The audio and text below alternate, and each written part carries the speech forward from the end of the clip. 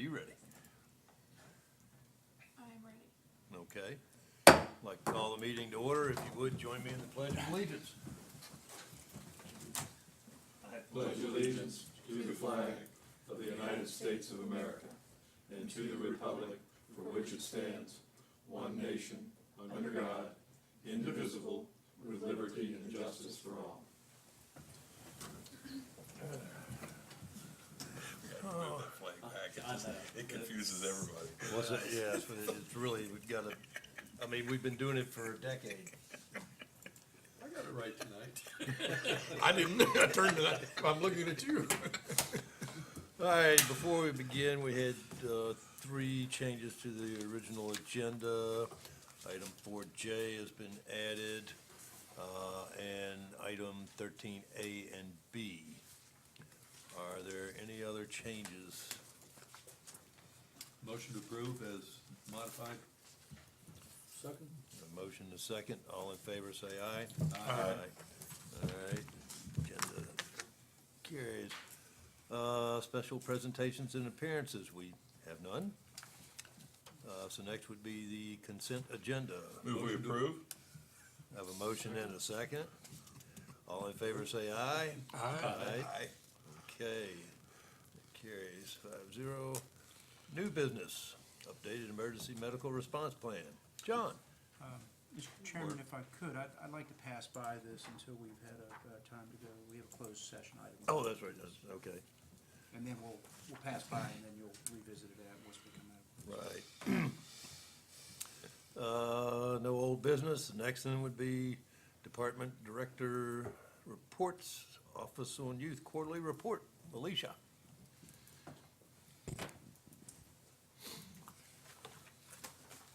Good evening, Mr. Chairman, members of the board. I'm here to give you guys an update on what we've been doing over at the Office on Youth for about the past 6 months. I had some of these pictures at the last meeting, but I only had 5 minutes, so I took those 5 minutes and raced through my report, so I wanted to share them with you real quick.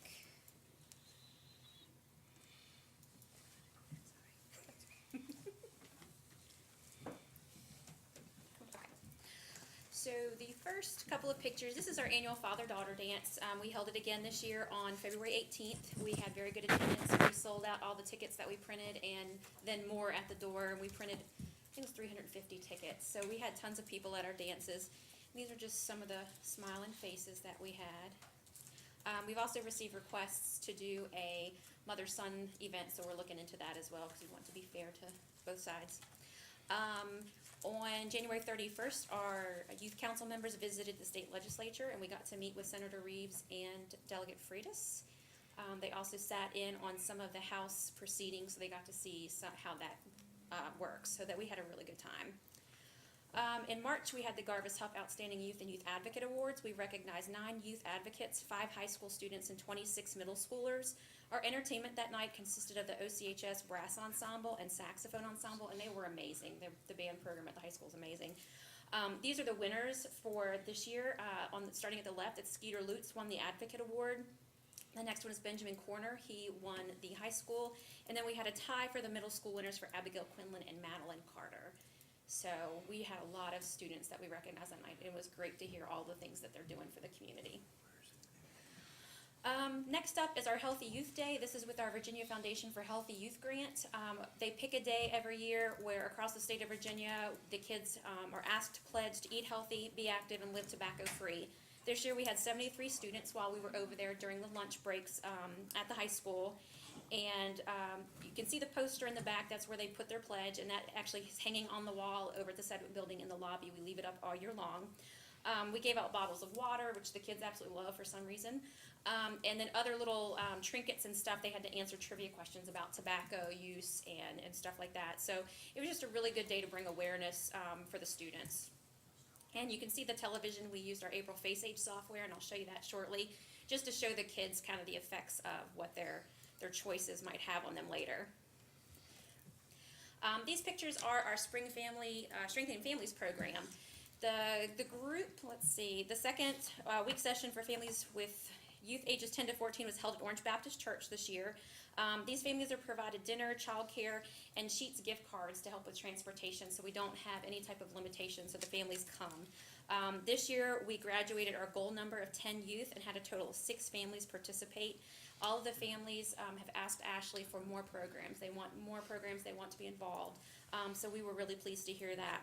The left picture is one of our facilitators, Walter Bryant. With the kids, he's working on peer pressure. And on the right-hand side is when the families and the youth are back together and they're doing role-playing on those peer pressure tactics. So it works on a lot of good things for these kiddos, and they all have a really good time. The next for VFH12 is a positive action that is in all 3 of our aftercare programs. Meg Camp is our facilitator, and she goes in and she works on that curriculum. And here you see a picture of her working with some of the kids at OES and one of our little guys who did his little pledge. In fact, I think that's her son. At the end of the 3rd quarter, we served 109 children with positive action program lessons, and almost 60 of those children are on target to meet the fidelity for the program. So we're really happy about that. We've served a lot of kids this year. So just wanted to show you some pictures of that. Next is our Child Abuse Prevention Month, which was in April. We planted our pinwheel garden again this year, and we tried for the first time selling tickets to the Flying Squirrels as a fundraiser to help pay for those pinwheels. We paid for all of them. We sold 68 tickets, so we had a group of 68 from Orange County at that game, and everybody had a really good time. And this is Ashley's little boy sitting on his daddy's shoulders watching the game. So we had all the little infants all the way up to adults. We had a really, really good time. And then at the end of April, we had our after prom celebration, and this is what the kids got off the bus to at Mountain Run Bowling in Culpeper. We had to try out the photo booth, before the kids got there. So this is me and 3 of my coworkers being silly. The kids had a really good time. We had a lot of games. They're doing pantyhose, tennis ball bowling, and it was quite entertaining. The kids had a good time. Some of the kids, we had to dress them up in prom dresses with toilet paper. So there was just activities all night long. This is the winner of our Womanless Beauty Contest. That's the highlight of the night. These guys really, really get into this. So just wanted you to see some of the pictures of what we do. Again, we were out Mountain Run Bowling. We have a lot of good supporters in our community. I have t-shirts for each of you guys. We had some extras. And on that, we list all of the $100 sponsors or more if they've donated stuff. So you'll get to see that. And all of our t-shirts this year were donated by Green Applications. So they were a really big supporter this year of us. The day after prom, we had Michael's Mile, so I didn't get any sleep that weekend. First time, we didn't do it last year, we did it this year, and this year we did it in color, and that was the theme, now in color. This is one of the groups that we had. These were the older group, and we had a really good time. It was the biggest group. We had 68 runners this year between the 3 runs. I know my children did it, and they had a really good time. They were hoping the color would stay on their shirts, and so we just wanted to share that with you. The proceeds for this was split between Michael's Gift and the Parks and Recreation Foundation. So we really appreciate our partnership with Parks and Rec.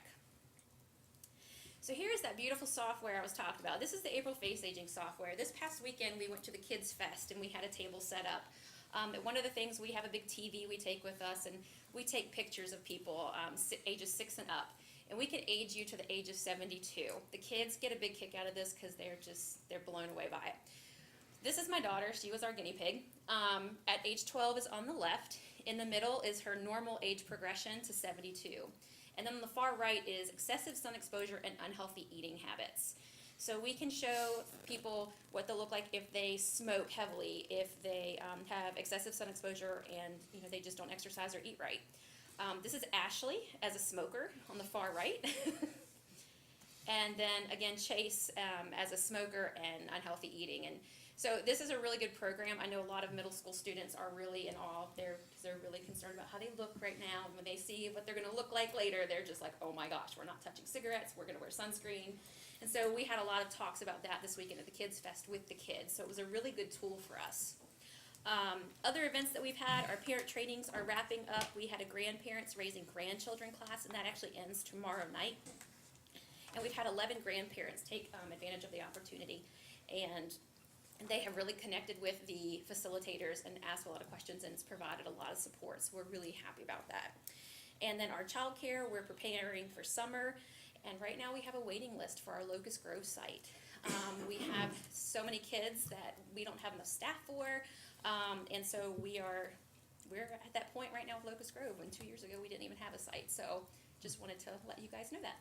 That worked out well then. It did work out well, so, you guys have any questions? I have a question for you. A couple times you mentioned facilitators. Tell me a little bit about, I guess I should know this, but I don't, how you find them, who are they, you know, what? How do you recruit them? How do you recruit them, right? Ashley has done many different things to recruit. We've talked to guidance counselors, within the school. We've posted ads, and people just have to apply, just like a normal position. We held a class here several years ago and put a lot of people through the training for strengthening families. And then we pulled from that to match up people so that we have good facilitators who work well with each other and with the kids. Right now, our current facilitators, one is Meg Camp. She also works with the school system, and she does, I believe it's ESL with the kids. Another one is Rose Devaney. She's a guidance counselor at Locust Grove Elementary, and the other one's Walter Bryan. He works at TIAC for Alt Ed. So all three of them are tied into the school, so that helps us with referrals and stuff as well. So it just works out really well. And we've had in the past, Pastor Tom from Lake of the Woods Church. He was on there before he moved, and we've actually had meetings with Pastor Metis from Lake of the Woods Church to hopefully recruit him and maybe even his wife. So we're looking for a training right now for them. Do you have enough adults participating?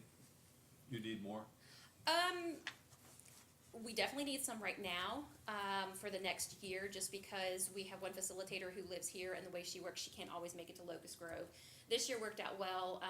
Meg Camp lives here in the town of Orange, and both programs were held in the town of Orange because that's where the need was. But usually we have one in Orange and then one in Locust Grove, and if we had it in Locust Grove, she may not have been able to make it. So it's, we really need somebody on that end of the county. Okay. All right. All right. Thank you. Thank you. Okay. No attorney's report. No report, Mr. Chairman. County administrator's report.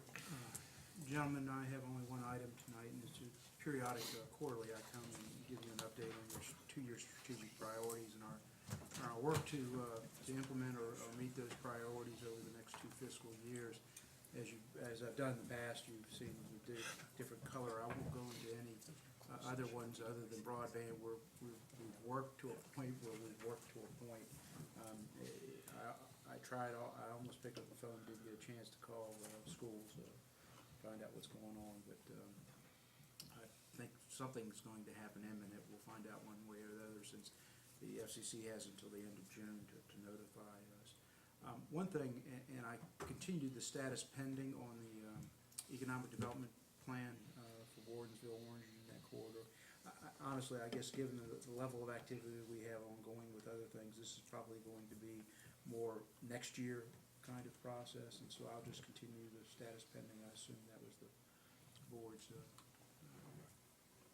agreement on that. GWAP, I'm pleased to, if you check your emails, we just sent out the notice of the town hall. And so the update here really explains all the work that has been going on to get to the town hall. That'll be June 29th from 6:30 to 8:30 at Locust Grove Middle School. We'll have a formal agenda going out here in advance of the thing. Allison sent save the date to 140 some recipients. So, and those were some of those people who would send it on their own distribution list. So we're going to run ads in the Orange Review as well as the Lake Currents. We're going to do Lake Currents a couple times. Any other It ways? might be a thought to do the Freelance Star as well, Okay. since a lot of people at the eastern end of the county subscribe to that rather than Yeah, Orange Review. Right. I guess we tend to be Orange Review centric here. Also, the chamber has an electronic newsletter they send out frequently, I think. which I think If we could- that'll, Yeah, Lori, they were all on the chamber. Oh, okay. board, was on our email. Getting Lori to do her periodic class would be great. So we're gonna be working through all of that, but steering committee's done all its work up to this date. The digital citizen work continues. We're going to have a work session item at your June 13th work session to brief you all or give you, I think you've gotten parts of this, our roadmap, our consultant Timmons. We're going to have a 15-20-minute presentation on that roadmap because there are some capital dollars that are going to be funding some of this GIS work starting July 1st, and we felt it was beneficial to revisit and make sure you all understand where we're going with this. Larry helps me with at least some of this digital citizens work. I was unaware of this, frankly, until we started talking about this payments us. I always will say payments are us, but it really was something the treasurer and Larry worked on, and it's a better system for people to pay online taxes. You know, we can't charge, can't roll the fee of doing it into the taxes, so there's a convenience fee, and this one lowered those transaction fees for taxpayers. Those that had internet access, If they had internet access. he said. Hence we go back to number one. This is the chicken and egg thing.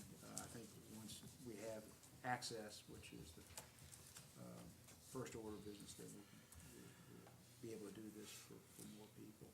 I think one of the things that the board has made as a priority is the budgeting process and fiscal planning and so forth. And I think, please report, we went through this.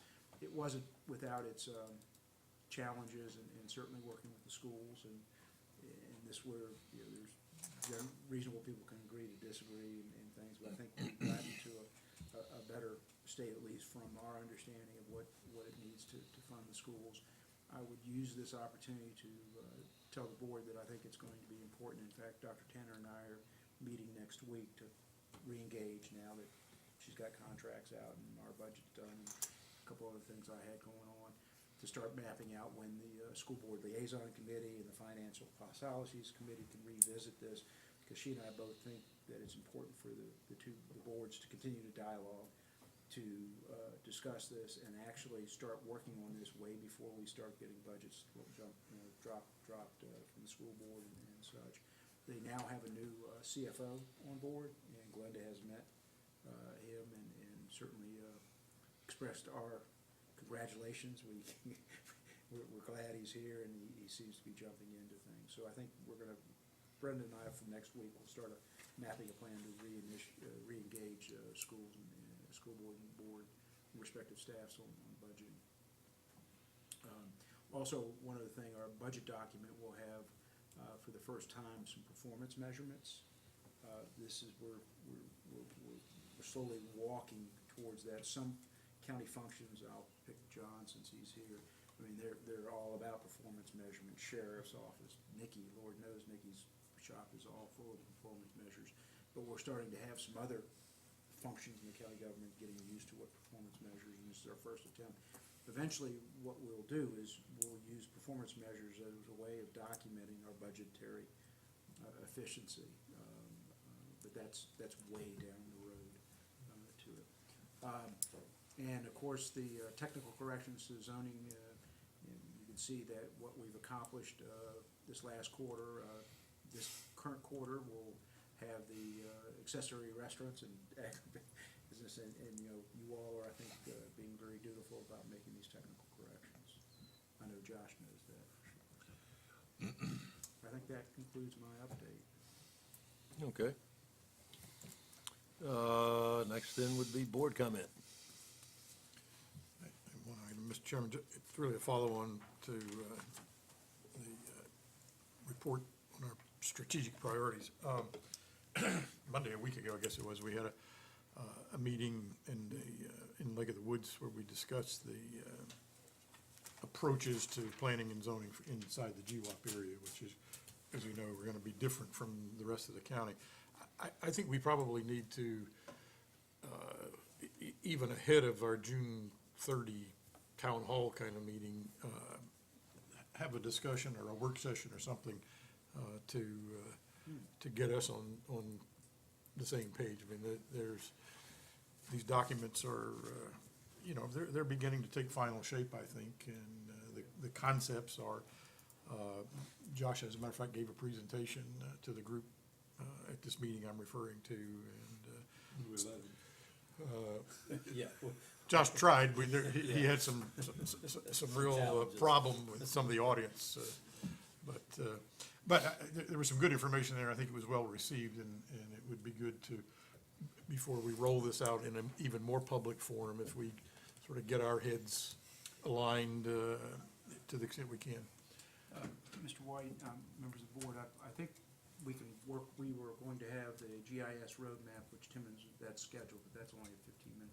We were going to, remember, tonight we were going to have a work session on our county-owned property, leased third parties, that starting that whole facilities discussion. And we needed more time for that. We can always use more time for that. So if it's okay with you all, we'll change up and we'll have a kind of a GWAP overview. Well, I'm focused, Planning and zoning. rifling in on planning and zoning. Then 'Cause Josh that's- will be on the menu. Yeah, that involves all five of us, and Correct. everybody needs to get a look at that. Yeah, okay, planning and zoning then. Yeah, we'll do that with the GIS roadmap. GIS roadmap first, that's kind of and then the balance of the time will be on the planning and zoning documents. And essentially, all those are pretty much, they're done. And we can get those out to you way ahead of the agenda package. We can get those out to you next week. Which I think is good, but they do require some context setting and discussion. That's why I thought the event a couple of weeks ago was, it was a good way to try it out, if you will, and I think it seemed to be very well received for the most part. Yeah, we didn't have any comments on it. I'd sent it to Kenny a month or so beforehand.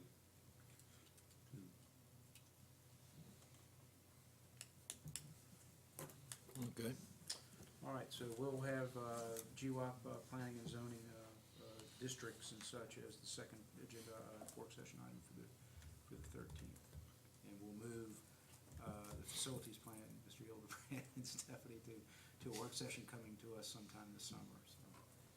I can tell he's ecstatic. okay with it. Sorry, I'm halfway through the presentation. that's fine. Okay, anybody else have anything? I'd like to comment on the Business and Industry Appreciation event.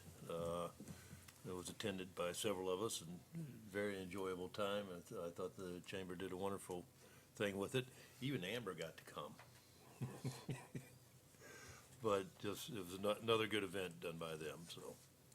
And out at Honolulu, which is a very nice venue. I had not been up there, but I was impressed, very impressed.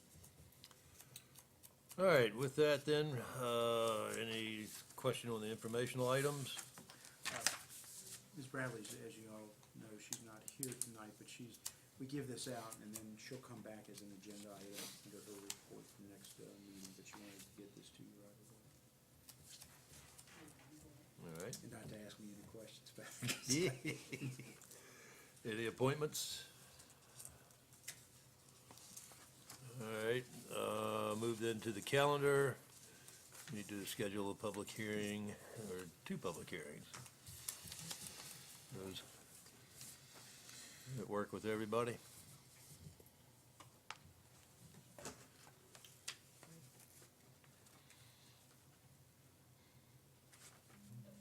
Okay, hearing nothing, I would assume that we are okay. Go ahead and do that.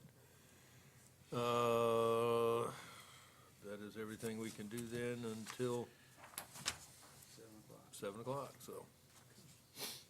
Or we can come out and the emergency medical response plan, we can take that up. After we come out close, before 7. Okay, All right, we ready? yes. Whereas the Board of Supervisors of Orange County desires to discuss in closed meeting the following: discussion of the resignation of a specific employee of the public body, discussion or consideration of the acquisition of real property for a public purpose, or discussion in open meeting would adversely affect the bargaining position or negotiating strategy of the public body, discussion or consideration of the investment of public funds where competition or bargaining is involved, or if made public initially, the financial interest of the government unit would be adversely affected, consultation with legal counsel employed or retained by the public body regarding specific legal matters requiring the provision of legal advice by such counsel. And whereas pursuant to sections 2.2, 37, 11A1, A3, A6, and A7 of the Code of Virginia, such discussions may occur in closed meeting. Now therefore be resolved that the Board of Supervisors of Orange County does hereby authorize discussion of aforesaid matters in closed meeting. Need that as a motion. So moved. Second. All in favor, say aye. Aye. We are enclosed. You know, you're getting pretty fast at that. You're starting to sound like the guy at the end No, of the commercial. He goes, Members of the board, to the best of your knowledge, were the only matters discussed in the closed meeting. Public business matters lawfully exempted from open meeting requirements, and that only such public business matters as were identified in the motion by which the closed meeting was convened were heard, discussed, or considered in the closed meeting. Mr. Johnson? aye. Mr. Crozier? Aye. Mr. White? Aye. Mr. Goodwin? Aye. And Mr. Frame? Aye. All right.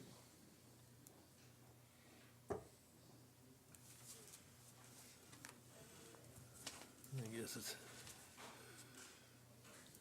let's see. Make sure that it's done it right at dead on seven.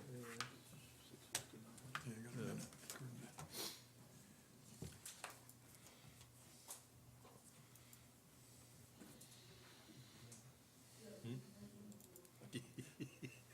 Oh, come on, change over.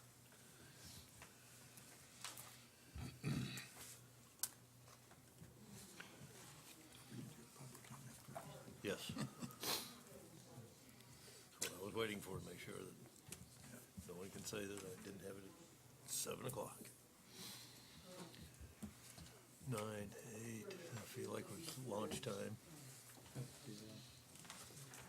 Okay. All right, it's 7 o'clock, time for public comment. Has anyone signed up? Not for public comment, no, sir. Okay, and we'll close public comment, and we'll go to the public hearing. Oh.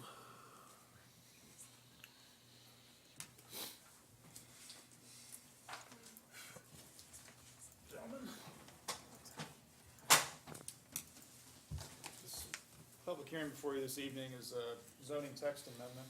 It's your first one of the year. This would actually add to the list of special uses in the agricultural district, the ability for someone to apply for an agritourism restaurant. The planning commission took this up at their May 4th regular meeting. I do have to provide a bit of clarification on their recommendation, because there's a bit of a procedural hiccup, as I will call it. And when they made their recommendation, they also, someone proposed a supplemental recommendation, which kind of changed the nature of the support. So it ended up as a 2-2 vote, which is a split vote right there. It actually technically is a recommendation of denial. Now, caveat that with, there actually was support from all 4 commissioners present for this amendment. There was just not support for the supplemental recommendation, which was to come back later and draft a definition for agritourism restaurant, quote unquote. That's But the you never brief. had a vote on the amendment totally, it just dealt it without the requirement for a rewrite of agritourism. The first recommendation that was made, the motion that was made, was to approve as written, and then that commissioner attached a extra recommendation on that recommendation to come back and rewrite or to draft a definition for agritourism restaurant. There was not agreement on that supplemental recommendation. Okay, but so it was because an amendment to the amendment to this that got defeated, and then you didn't have a subsequent vote. What actually happened was, there was the motion to add a recommendation to the side. Just not as part of the amendment or anything, just as a recommendation to better define agritourism restaurant. Because they had had so much discussion prior to the motion, it was motioned, the chair said that he seconded it due to lack of anyone else doing it. There was no discussion and a 2-2 vote. And with some confusion as to how the planning commission operates under the Roberts rules or not under Roberts rules, and really, there was not clarity, so it moved forward to us. So they never had a vote on the proposed zoning amendment by itself By without the itself. other? Correct. No. So it ended up coming to us With a rejected vote, with denial with a from tie to them. tie vote on something not, separate from this particular. With something, Essentially, with something yes. extra added to. Right, something extra added as a recommendation. And I did tell them that I would tell everybody here that that is what occurred, and that in essence, they did want to approve just the amendment, not the attached recommendation. Okay. And I did tell them that, I actually felt that it was a pretty good idea what the one commissioner had recommended, because there needed to be more clarity, because one thing that they really didn't touch on, I don't believe, Josh, was the fact that all of this is based on a special use permit. It's not by right, it doesn't just happen. You have to still apply for a special use permit, and you're not guaranteed to get that, which is not something that they really discussed in it, is it? I mean, I didn't see any of that discussion. I just wanna make sure Josh is on the same impression as I am. But that's how it went. Okay. All right. So even if they'd had a separate vote on the zoning amendment itself, that probably would have been 4-0, is what you're saying. Yes, it would have passed. Okay. There was, And then then there's still the potential issue with a tie vote on whether or not we redefine agritourism. that was nothing more than a recommendation. Okay. It was not. Without a specific definition, they just Right, wanted to all it change was because there was a recommendation added there, that is what made the discourse. And what was your personal sense of that particular? That we needed better clarity, whether the clarity be the fact that you have to go for a special use permit, including the emails that I've received and the people that I've talked to, that was just sort of glazed over, the fact that this is not by right, it's not Understood. saying, that we're changing the ordinance to allow, it's to allow with a special use permit, which come with a certain set of conditions. And that was, what I agreed with, was that we needed to have some more discussion, guidance or more more- guidance on it, right. Remember that we're supposed to be getting Josh's presentation and then a public hearing, and then we can sit here and debate this left and right and up and down.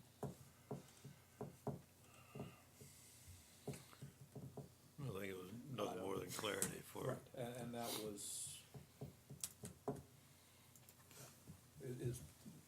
is that part of what you were? Yes, you said it better than Okay. I did. I was rambling at the end of that. No, the four commissioners that were present that evening, all four of them were in agreement to the nature of this proposed amendment. They were not in agreement to actually providing a definition for it, so that was where the hiccup came in. Just a procedural matter more than anything. And that change in definition would have been another change to our zoning ordinance, since we have a current agritourism definition. It would actually be a new separate definition for agritourism restaurant, Okay. Yeah, we have a definition for restaurant now, and we have a definition for agritourism. and we have a definition for But we don't agritourism. have one that merges. We don't have a merged one. And that would be what we would expect the planning commission or a board of supervisors addressing if that came before us as a special use permit, so. All right, That it, sir? I'm done. Okey-doke. In that case, open the public hearing.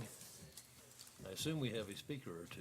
Yes, sir, Mr. Chairman. Our first speaker is Mark Warren, 5290 Ridge Road. Good evening, Mr. Chairman, members of the board. This proposal to allow restaurants in rural areas on land zoned agricultural seeks to end decades of protection by Orange County of our rural areas. The fact that it's subject to a special use permit is still a huge change from existing law. So whose idea is this? Who is lobbying to make such a radical change to the county zoning ordinance? It's not farmers. I've asked a lot of farmers from all over the county, and not one of them wants to open a restaurant on his or her land. The farmers say they don't have time to run a restaurant. They are already too busy with crops and livestock. And the farmers say not only do they not want a restaurant on their farmland, they don't want a restaurant on the neighboring ag land either. They don't want the noise, the traffic, the bright lights, the parking lots, the band concerts, the drunk drivers in our rural areas.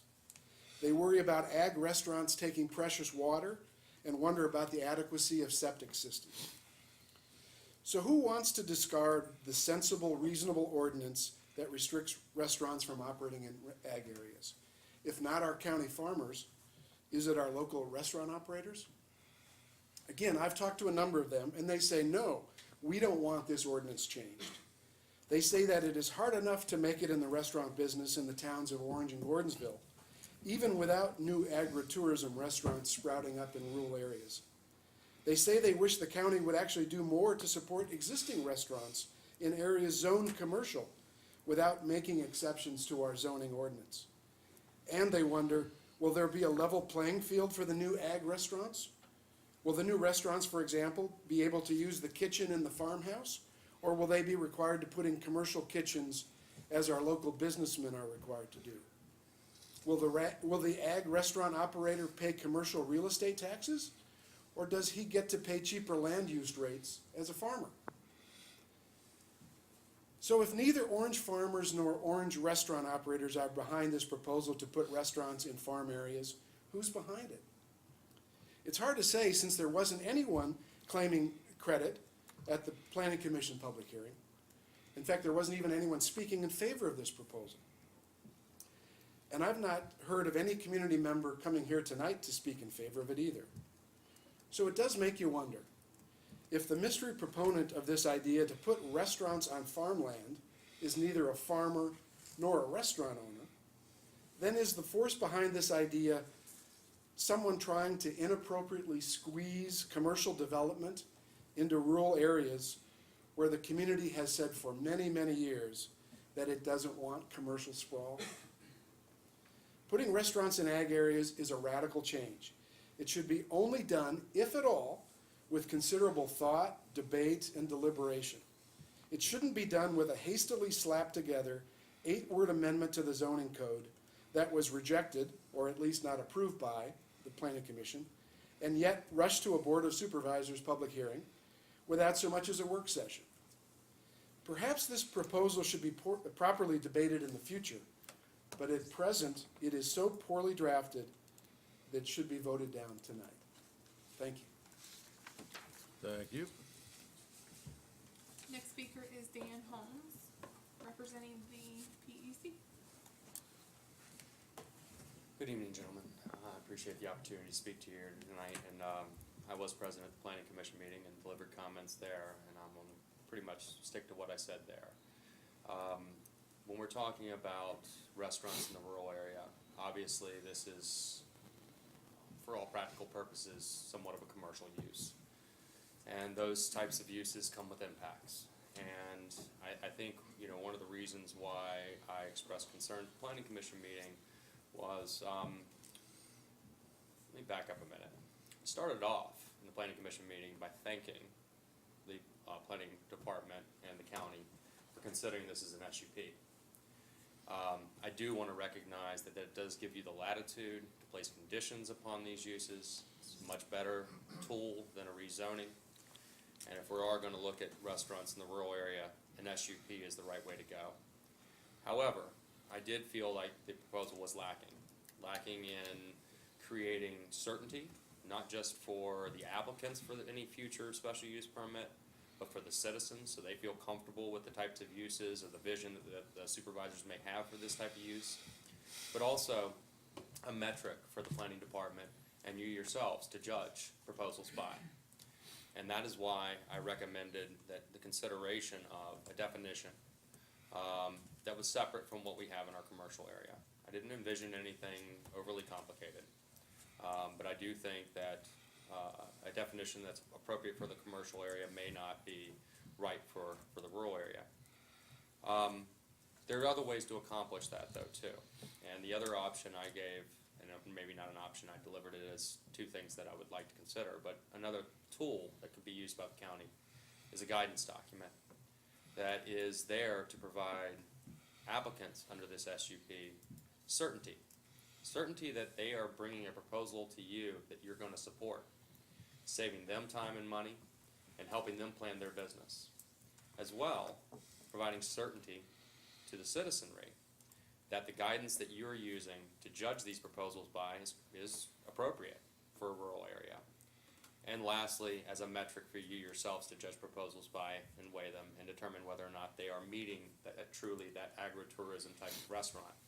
I don't think it's the same animal, at least I hope you don't envision the same animal that you would envision allowing in a commercial area. I definitely don't think anyone wants a fast food restaurant in Orange County, and not in the farmland.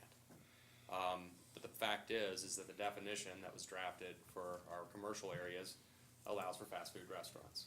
It has no maximum seating capacity. So there's some things that could have been handled through either a definition, through a guidance document, or both, that I think would have allowed the citizens a little bit more comfort, at least in analyzing this proposal and determining if they thought it was in the best interest of Orange County.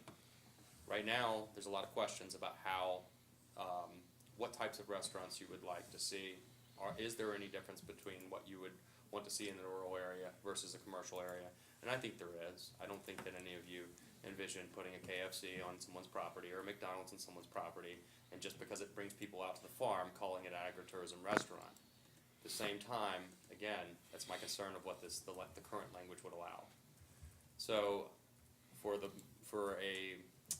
to provide comfort for the citizenry, provide them something to actually respond to it at a hearing like this, I felt that those tools would provide some ability for us to more accurately judge this proposal and determine whether or not it was in our best interest.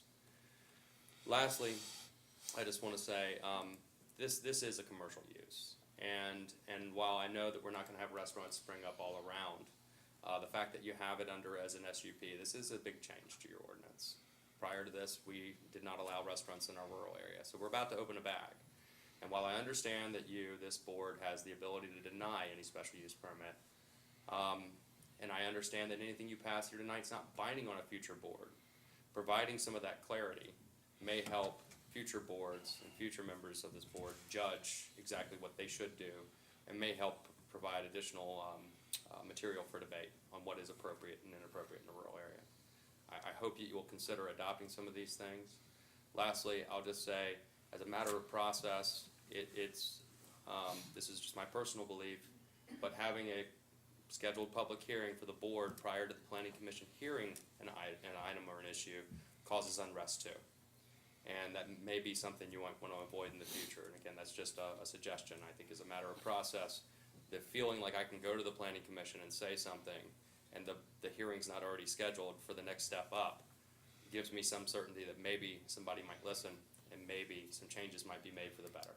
So I thank you for this opportunity to speak here tonight and appreciate it. Thank you, Dan.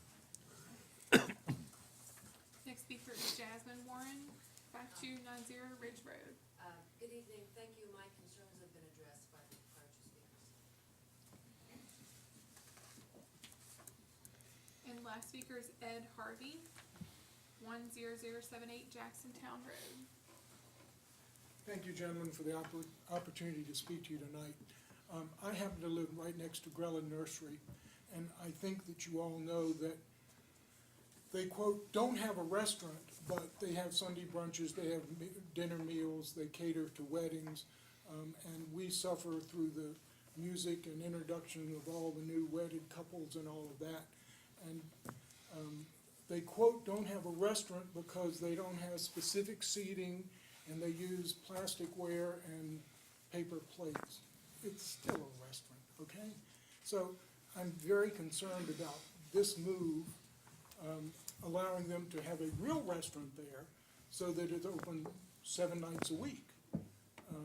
So that's my concern. So I ask you to please take the time to think about this and realize the impact it has on the neighbors. Okay? Thank you very much. Thank you, Ed.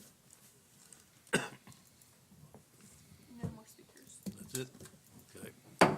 Close the public hearing. Discussion.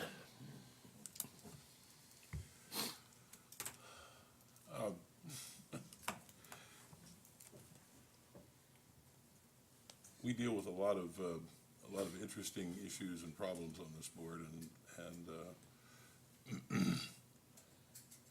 in dealing with them, we sometimes need to do things which perhaps seems out of left field to some people. This was not something we did just for the fun of it or willy-nilly or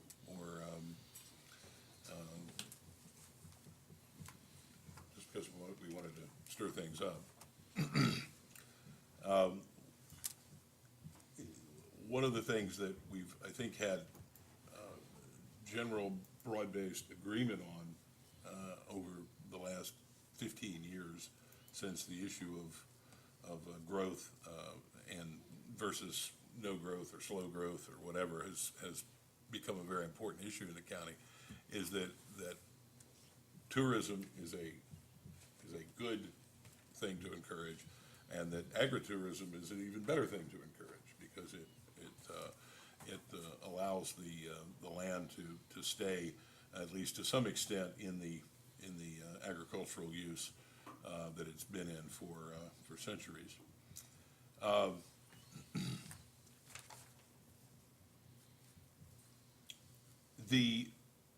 I'd like to talk about what this text amendment doesn't do, and what it does do. It does not allow any new uses by right. It does not allow fast food restaurants. It does not permit a restaurant unless it's on a farm. And a farm is a parcel of land not less than 5 acres, which is actively used for the commercial, soil-dependent cultivation of agricultural crop production and/or the raising of livestock, which generates at least $1,000 per year in gross sales. It only applies to property with an ag zoning classification. It requires public hearings before the Planning Commission and the Board of Supervisors, as well as input from neighbors and the general public before any application can be approved. As has been brought out, it requires a special use permit approved by the Board of Supervisors for any agritourism restaurant. And again, these are for restaurants that are connected with an agritourism use. Currently, under the permitted uses by special use permit in the agricultural zoning district, I'm not going to read all 24 of them, or 23, 24 if this one is approved. Among them is an airport, a fairground, a manufactured home park, a mine or quarry, an office not exceeding 4,000 square feet, public garage, a retail store not exceeding 4,000 square feet, a sanitary landfill, cluster housing development, pyrotechnics testing manufacturing on a parcel of 50 acres or greater. So there's a lot of things that are allowed by special use permit in an ag zoning. They very seldom are even applied for And that's because there's really not, it's a fairly narrow eye of the needle that somebody has to get through to be approved. The nice thing about a special use permit is the board can put whatever restrictions on it that they need to put on it. It's not like a zoning permit. A zoning change, you get something rezoned from ag to commercial, it's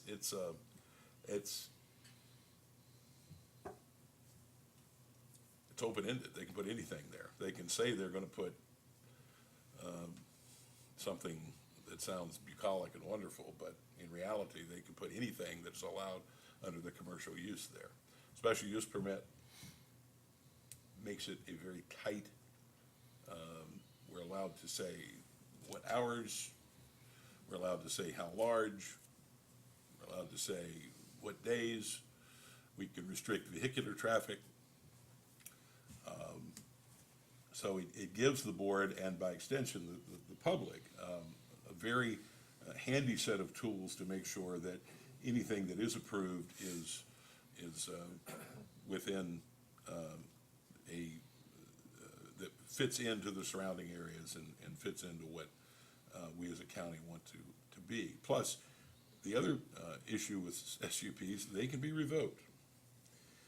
If somebody is not doing what they're supposed to be doing, if they're engaging in activities they're not supposed to, if they're building a building that's larger than they were supposed to, the SUP can be pulled.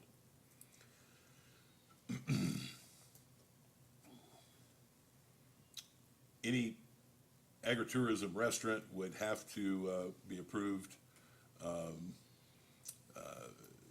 would have to obtain, a Virginia Department of Transportation and Virginia Department of Health approvals, in addition to county site plan approval.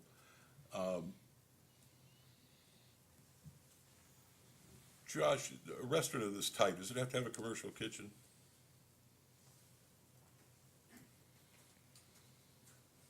My assumption would be yes. I don't know for certain. There might be certain types of operations that might fall under VDAX as opposed to Virginia Department of Health, but I would assume that any restaurant would have to have a commercial kitchen. Help us out, what's VDAX? It's the Virginia Department of Agriculture and Consumer Services, I believe. Okay, They regulate ice cream stands and things like that. okay. Based on agricultural. But if someone were actually having a restaurant where they prepared meals and served sit-down meals, that would be required, they would be required to have a commercial kitchen? Yeah, I think that would probably go hand in hand, Mr. Crozier, with the building code as well. Correct me if I'm wrong. Okay. Yes. Health and- These facilities will be subject to the uniform statewide building code, they're not agricultural structures. Once you have the public element added to it. So- it falls under that. So, thank you, Josh. So again, SUPs are revocable, they expire if they're not implemented or if the use is abandoned for 2 or more years. They place the burden of demonstrating the appropriateness of the use on the applicant, and they allow for a number of avenues for public input. And these points, I've passed these on, so the board has them. Now, I think Dan Holmes made a very important point. One of the problems we have with, when you start defining something, is you inevitably leave something out that reasonably should have been included in. So definitions, while obviously we need definitions, when you're trying to define what is an agritourism restaurant, well, it's a lot of different things. It's very hard to think about all the permutations of what you would include in that. What I think strongly we need is a set of a guidance paper which says this is what the board is talking about. This is, we don't want fast food restaurants. We don't want national brand name restaurants. We need fast food restaurants. We don't want drive-through facilities. We don't want seating for 500 people.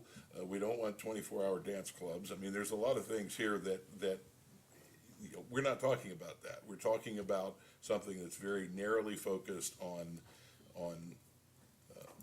restaurants which will complement, not that stand alone, but which will complement an existing agritourism use and will be meant as a complement, not as the main reason for the existence of the enterprise.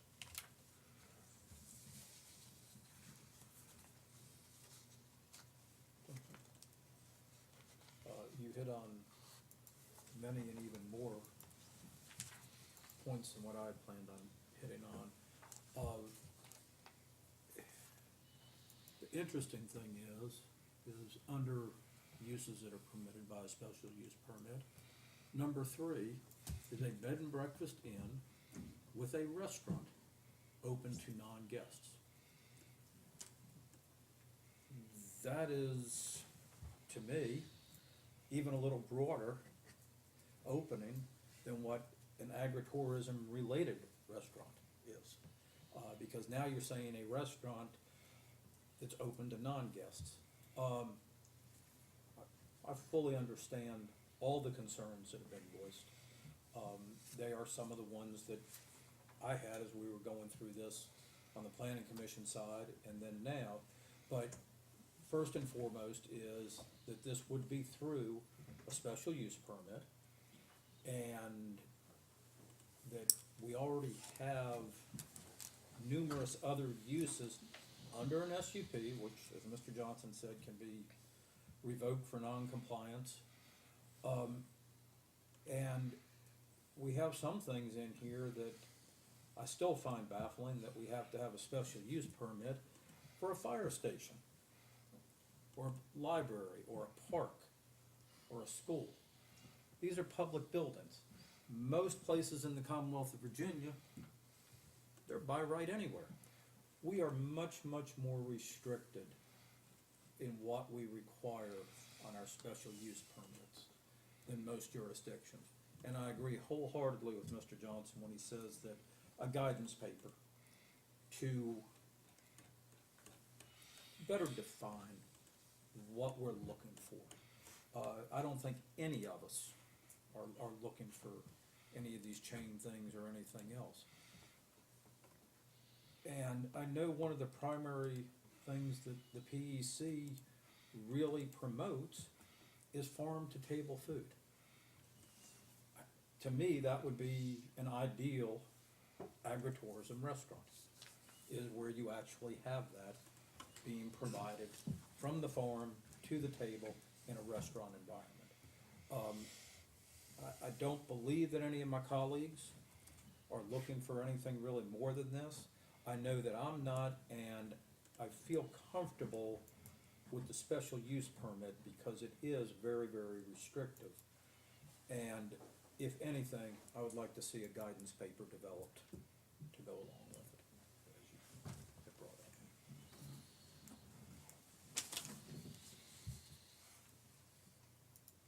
Anything? Well, I mean, I think Mark and Jim's comments are pretty much the same as mine.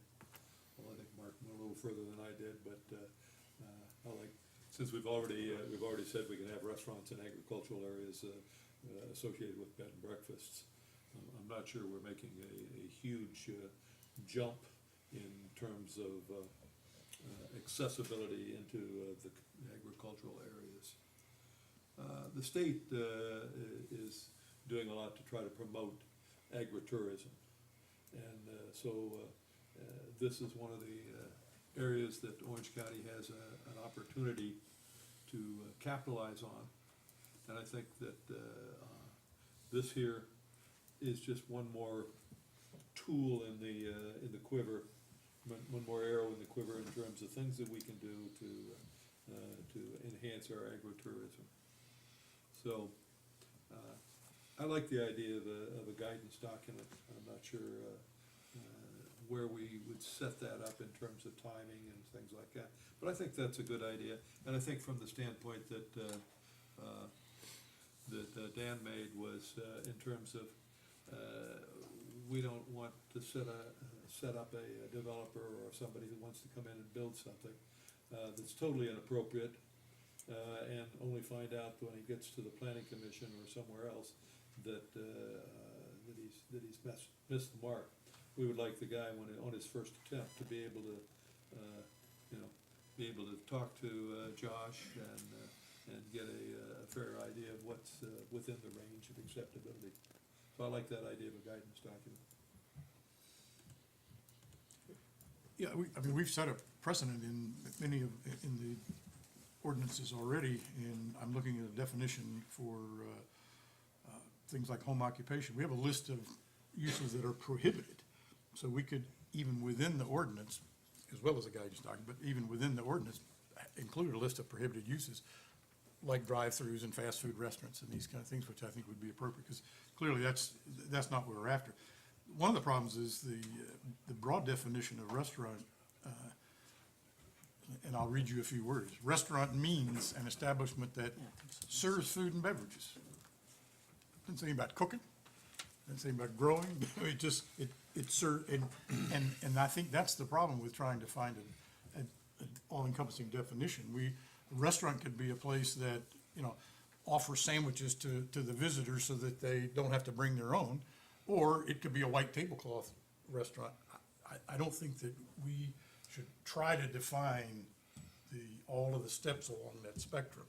Probably better to go at it with either, on the one hand, a list of prohibited uses that we What's can, on outside the spectrum? that we can clearly define that's outside of that, rather than try to be inclusive. I think that's an important thing to do, because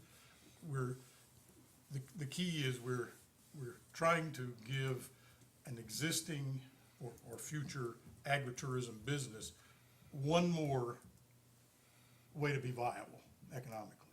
That's all. We're not trying to set up a boulevard of restaurants in any particular part of the county. And I think we do have to be careful that we don't do that and have unintended consequences. So, at a minimum, I think we can define what's outbound. I had one more thing to add, was, of the many emails that myself and you all may have received, one of them was from a local businessman who was in 100% support at first, and then he thought about it some more, and the concerns that he listed are everything we talked about. And he just wanted to make sure that it was a fair, level playing field for everybody out there.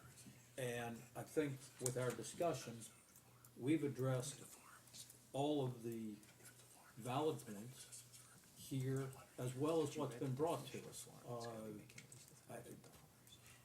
Are all of the ordinances we have perfect? No. That's one reason we're here. We're looking at stuff, we constantly try to make improvements and everything. So I just wanted to say that, looking through the different emails, and especially the one that was very specific, I think we hit on all of the major concerns.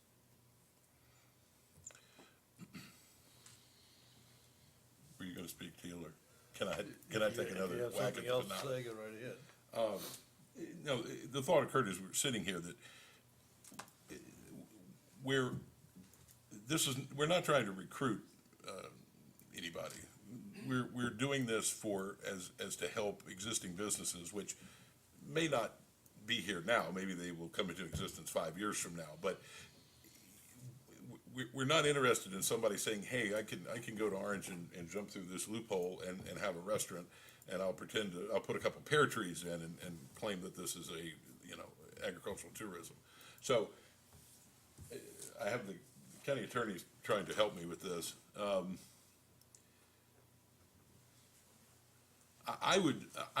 That being the case, I think that I would like to amend this. I don't know why I'm hitting my computer, I shut it down. Have it. Restaurant which is accessory use to any agritourism use where said use has been in existence for at least X years. And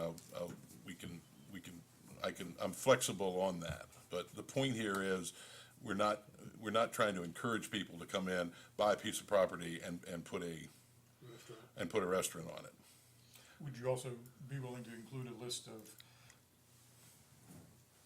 activities or food services that are outside the scope of that, such as Drive-through. restaurants with drive-throughs or fast foods or national franchises or, I mean, you know, whatever that list could be. I don't have a problem with doing that, but if you start saying what can't be there, then, I mean, the assumption is whatever isn't listed there can be there. And it works, that works in reverse. And So that's why somebody we can ended up say, with where we were to start with. Yes. Exactly that reason, I yeah. agree. I mean, the whole point of this is, from my point of view, is we're sort of, we're suffering from our own success. We've encouraged agritourism, and we've become very successful at it. And now some of our existing agritourism partners need a little more. And this is a way to do it. But again, I don't want to recruit people here for this purpose. I want this to be a complement to existing uses. Understanding that, again, I'm not trying to mislead. Obviously, there could be new ones that come online down the line, but I'd like to see them have to be here for a while as a functioning whatever. Functioning agritourism? Yes, as a functioning agritourism business before they would then be able to add this. What length of time were you thinking? 2, 3? I think at least 5 years, I think, because it takes, a lot of businesses, you can make a business look like it's doing something for several years, but No, I agree, if you can survive 5 years, then. I would, so it would change the line there to read, restaurant which is accessory to any agritourism use where said use has been in existence for at least 5 years. Maybe instead of any, you'd say, and agritourism that has been in existence. To take the NY off and just make it A, Or restaurant and. which is accessory to a agritourism use, okay. Take the Y off. Take the Y off. Oh, okay, are we gonna argue over it, whether it's and or A? Okay. Not me. I'll just take the Y off. Someone else can do The attorney said to take the Y off, so. And the only thing I would like to say is I've listened to what they've said, and I think we all agree, yes, there's no drive-through, no fast food and whatnot. I like your addition. I think that gives it more clarity in that it's not a fly-by-night, it's something that's been here, something that's already accepted, and the restaurant would be a complement only, rather than the primary focus. I think that addresses the viability of the business before any of that would happen. So, Is that your motion, Mark? Yes, I will make that motion. I would make the second then. okay, I have a motion and a second. This is a roll call? Yes, sir. If there's no further discussion. Yes. Any further discussion?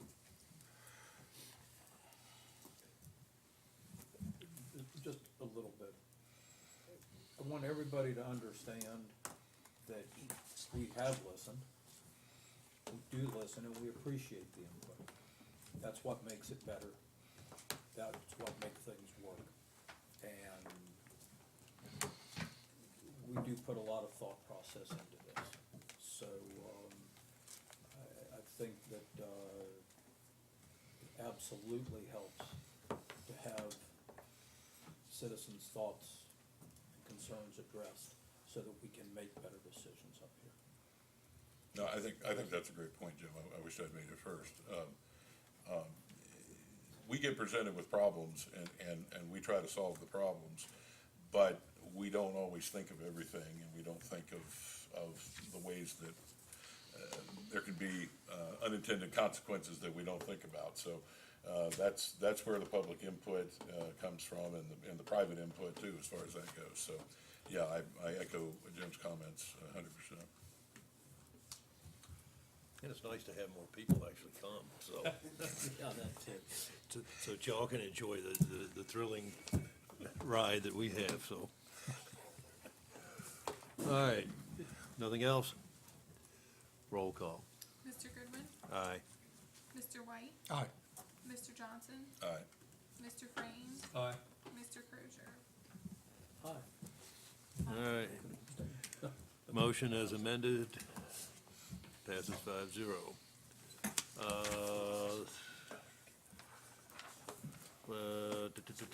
Go back to 5A then, the updated emergency medical response plan.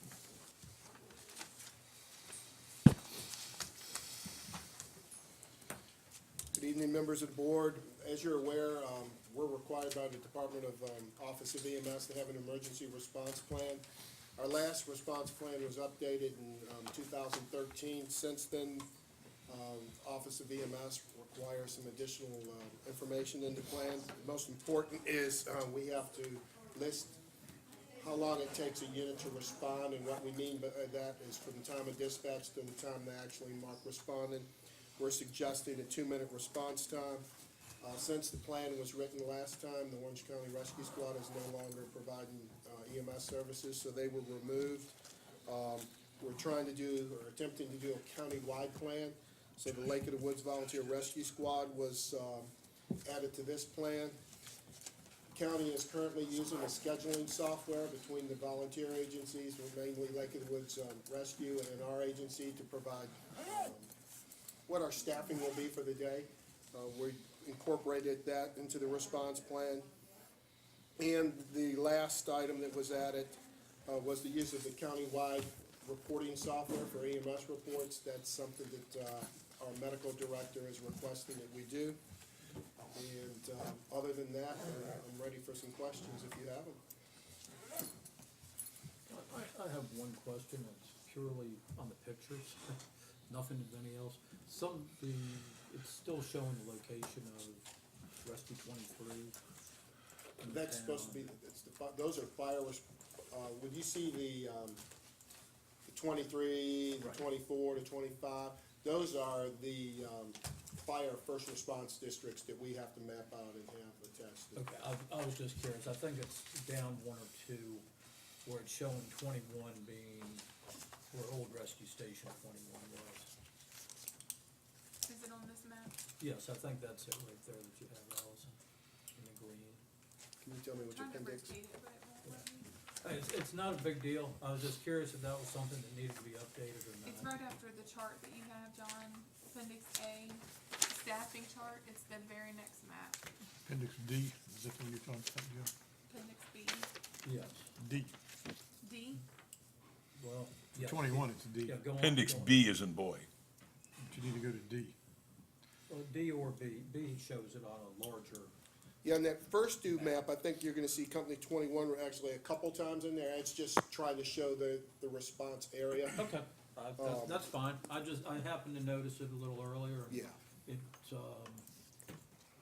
not where the It's fire not actually station- dictating where the station is. It's Okay. just showing that that's their actual Okay, response area. that's fine. And again, that's done for the fire companies, to do the first response.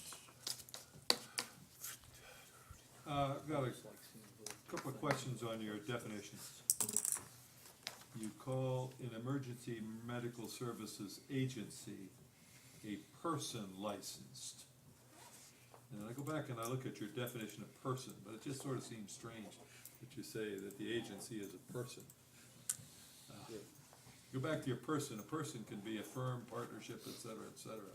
That just, I'll have to Sort of check with seems that one, but strange. we actually, that's copy and pasted from Office of EMS, but I'm gonna double check on that one. okay.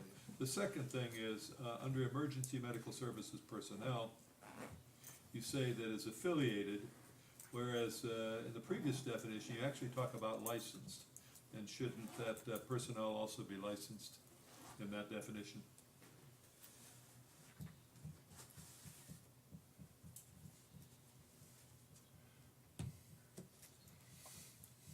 All right, any emergency medical service personnel, in order for them to practice or for their I license. understand that, I would have just thought that the licensing would have been mentioned in the personnel section. But again, you have to be affiliated. I can have an Understand. EMT certification, Yeah, I really. but I have to be affiliated with an organization like, I would have said licensed and affiliated, that's all. we can make that change. It just seemed, never mind her.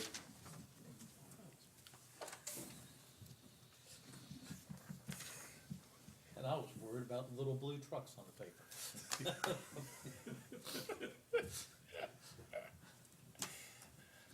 Yeah, there was a couple Oxford commas there that I didn't agree with,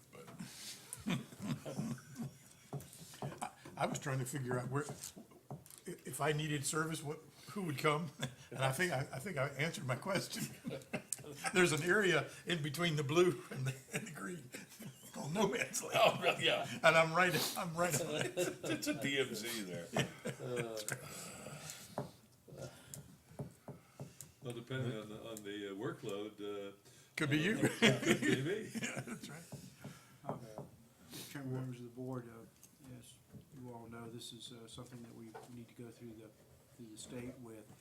Probably the best course of action is if you all would approve this and authorize me to sign it, to do it, and then we would send it off to the Lake of the Woods for their review and action as they deem appropriate. Well, I'll mention that I do have a problem with that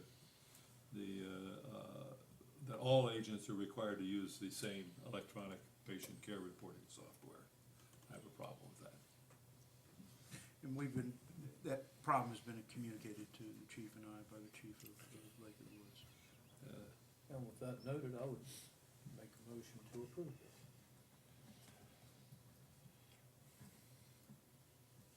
All right, I have a motion. Do I have a second?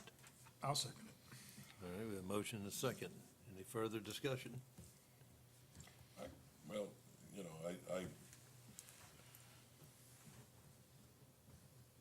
I agree with Lee on this. I've got a problem with the requirement that they all use the same software, because while I can understand that is ideal, it certainly I don't think is an absolute requirement. And I mean, I suspect that you know, this may not be a good example, but I bet the Navy and the Army use different software. You know, there's a lot of people that have to work together that use different software, and so I agree that I don't think that needs to be a part of it. I can address the software quickly, just for the record. This software, this was something that was implemented, everybody, and when I say everybody, the volunteer rescue squads, the volunteer fire departments. John, I'm gonna object. This is the board, there's a motion on the floor. This is board discussion. This is, if a board member asks you a question, you can answer it, but I don't think it's appropriate I apologize. for you I to thought I was- interject at this point. I'll stop.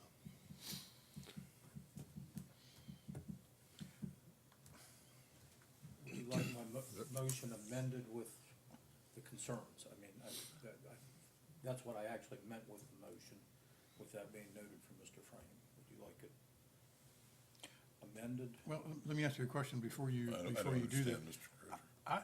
I could not find, and maybe I admit I probably missed it, I could not find in the document anything that pointed to the software directly and said thou shalt. It's on the There's a patient memo. care reporting. It'll be on the bottom of the page. Well, I saw There's a that. memo right at the very end from Dr. Alberts, It's like the, the very last page, Appendix G. The very end It's of on it. the big screen there. It's a memo from him to the EMS agencies dated 5/9. Yeah, but in the Sixth text, page. it just says, it points to his he stipulated that they will use the same one. That, it doesn't say that, that's what we're demanding. Well, And I guess my question is, okay, now, so the letter from him says that we will use the Zoll system, okay. that's a letter, but it's actually in the document as well. On the- And again, just to make it clear to the folks in the audience, what we're talking about here is the software that is used to record. This has nothing to do with you know, dispatching or care getting to the patient. This has to do with Writing the recording the details of what happened on the call. Okay.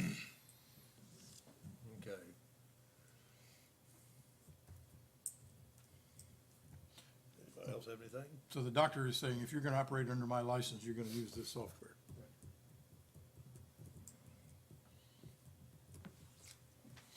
So then, everybody has to decide, are they gonna operate under his license?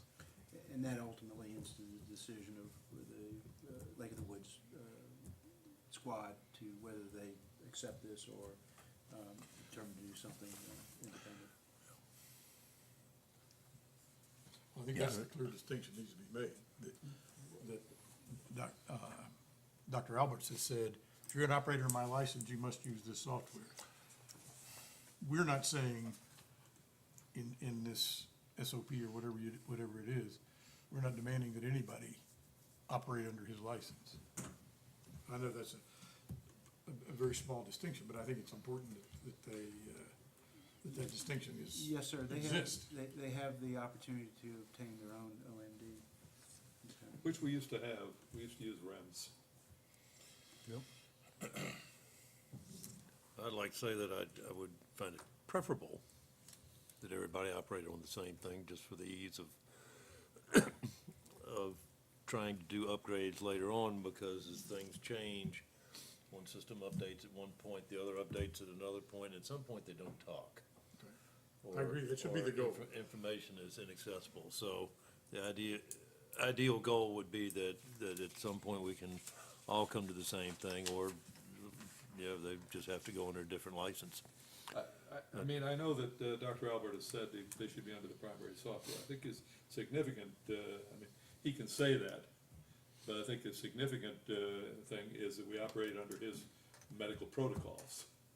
That's, the fact that he's extended it to software is a different thing. Yeah, But operating under his medical protocols, that's not a subject to be It's not questioned. negotiable. Yeah. Okay. Well, we have I was gonna say, is my motion still? your motion is still on the floor. Recap the motion one more time, since it's been discussed rather thoroughly. That we, as the county board of supervisors, adopt this document with the understanding that the Lake of the Woods Rescue Squad does have the ability to not sign this document and go under a different licensing. But for the county operations, and if the lake so desires to stay under the county's OMD, this is a document that would apply. Okay.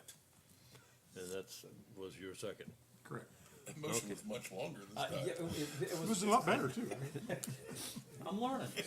I second it more quickly. I thought it morphed into something more reasonable. Okay. Just to clarify, on the definition, emergency medical services personnel, it's going to be changed to say a person who is licensed and affiliated. That's not a hard thing to me. I just thought it ought to refer to the fact that the person's licensed. Okay. So You either need to change your motion, or somebody needs to make a motion to amend, because your motion was to adopt the document as written. So Mr. Frame could make a motion to Mr. Frank, make that change. would you like to amend my motion, sir? Well, let's see, let me look at this.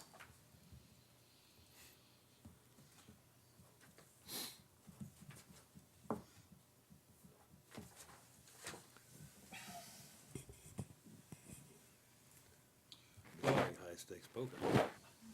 See your motion and raise it. It says it could be an attendant in charge, an operator, or an operational medical director. What are you looking at?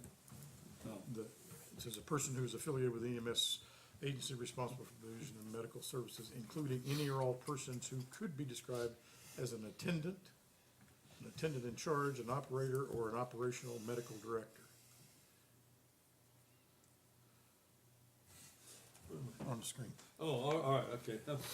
Sorry. I was looking at your, And I'm just wondering, there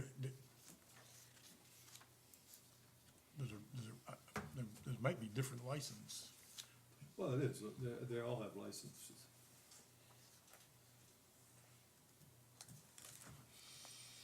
Well, that's, yeah.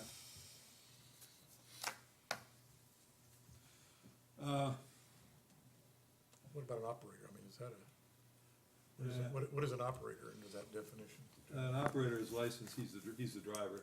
He May not be licensed. He may not, well, he is.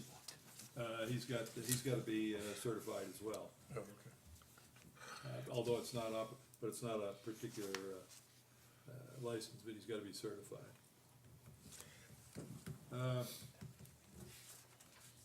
So what am I supposed to try to do now? Well, you had asked about adding the words licensed and affiliated. It just says affiliated, and you had mentioned adding the word licensed and Yeah. affiliated. Yeah, I didn't have a problem with that. Oh, so I need to make that a motion. Yeah, you'd make a motion. An amendment. Mr. Oh, Crozier's okay, moved. gotcha. All right, I move that, we amend the, motion to approve by adding the words, licensed and affiliated under the, personnel description.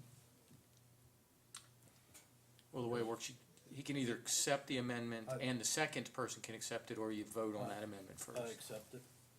And whoever seconded it, And I'll second. well, then you're good. Okay. So we have it all down. Any more discussion? You sound like the planning. I know. Yeah. We had discussion after the motion. All right. Don't need a roll call on this. All right, all in favor, say aye. Aye. Aye. All opposed? Nay. Nay. Okay.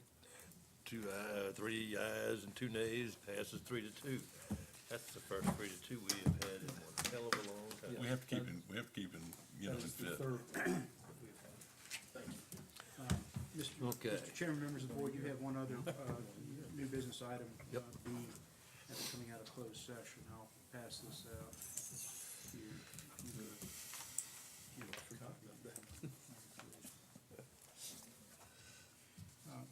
Mr. Chairman, members of the board, I need you to ratify the chairman's signature on a real estate contract with Helen Marie Taylor. I'm gonna take 2, so I get to pick one. Sorry about that, I couldn't help. To acquire property about 32.5 acres in size I have the original. for the new public safety building, as well as a partnership with Ms. Taylor to help with some improvements to Bloomsbury, the historic tourism asset here in the county. The details are spelled out in this contract. Certainly we'll go through it as we go through. This ratification would then signal the due diligence phase for 90 days with Mr. Hildebrand and his folks in the county, the engineers, to start a process.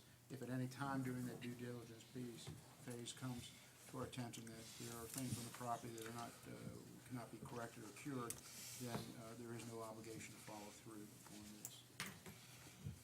I'm so moved. Second. Any further discussion? All in Yeah, favor? I'm sorry, let me interrupt. Yep. Because of the magnitude of this, may I suggest that the motion actually state what it is, because there's no written that Okay.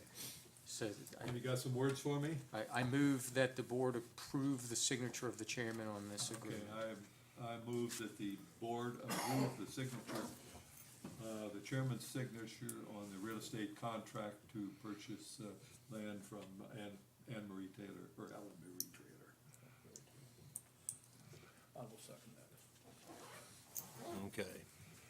Need a roll call or just a, No, just a voice vote. Can we, any discussion? Sure. I thought you were done with it, but No, okay. I just- Discussion, sir. I just wanted to say that I feel that this is a very beneficial move by the county and by Mrs. Taylor, and that glad that everybody was able to work together on this to accomplish what we've done. Well, it allows us to help a historic tourist attraction actually prime into being developed so that it is more of an asset, while allowing us to also provide public safety in a parcel of land that is just so ideally suited for what we need. Yep. Any further discussion? Don't you dare. All in favor say aye. Aye. All opposed? Thank you, gentlemen. We'll have on the agenda for the June fifth, really to start off, will be a series of reports from staff on the progress of this project, and certainly during the due diligence phase. And we'll spell that out and not sell this for the sake of the press, that this is certainly a big, moment for these capital projects, and so we want to keep this on the front burner as far as public information. Okay. Mr. Chairman, I want to go back for a moment because I think something maybe got a little lost in the shuffle on our public hearing this evening. It was my intention, and I think everyone's intention, but I just want to state it, make sure we're on the same page, that we will work on getting a sort of a guiding principle paper on what it is we're looking for here, so that when someone comes in to the planning office, Josh can hand them a piece of paper and say, this is what the board is looking at. Is that agreeable with everybody? So, could we maybe get that on, I don't think this is gonna take a long time, but could we get that on a future, work session? Want the planning commission to draft something for us? No, I think this board needs, because this has to do with what this board's vision is. We're the one who passed it. This is not gonna be, this is not gonna need a public hearing. This is just gonna be the five of us kind of laying out our vision. And, so, is that, Yes, sir. something we could do? Put this probably on the 27th, June 27th agenda. yeah, okay. I would hope it's not the only one, because I don't think it's gonna take us an hour, although I could be It'll surprised. probably be, You never know. this That's the one that will. I didn't see you reaching in your pocket to support that. we'll let Josh and Kurt figure out which one, because we'll do the facilities and leases thing at the same time, so. Okay. Mr. Chairman, Yes. I would like to make a motion that we adjourn. I have a motion and a second. All in favor say aye. Aye. Oh, we didn't discuss?